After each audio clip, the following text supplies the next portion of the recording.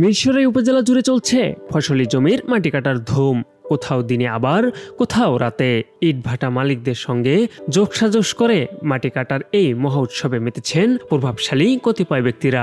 এসব মাটি কাটার ফলে আবাদি জমির পরিমাণ দিন দিন কমে যাচ্ছে, মারাত্মক হুমকির মুখে পড়ছে আশেপাশের ফসলি জমিগুলো। এছাড়াও মাটি বহন করা ট্রাকের চাকায় নষ্ট হচ্ছে গ্রামীণ সড়ক। বর্ষা মৌসুমে চলাচলে দুর্ভোগের আশঙ্কা এলাকাবাসীর। জনপ্রশাসনকে জানিয়েও কোনো ফল পাচ্ছেন না বলে অভিযোগ এলাকাবাসীর।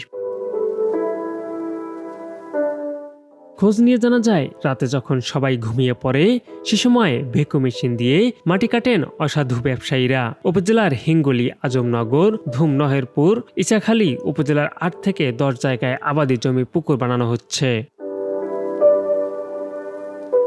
সরজমিনে ঘুরে দেখা যায়, উপজেলার ২ নং হিঙ্গুলি ইউনিয়নের আজমনগর এলাকায় দিন দুপুরে এক্সকেভেটর দিয়ে মাটি কেটে ট্রাকে করে নিয়ে যাওয়া হচ্ছে। মাটি কাটার ফলে ফসলি জমি পুকুর সমান গভীর হয়ে যাচ্ছে।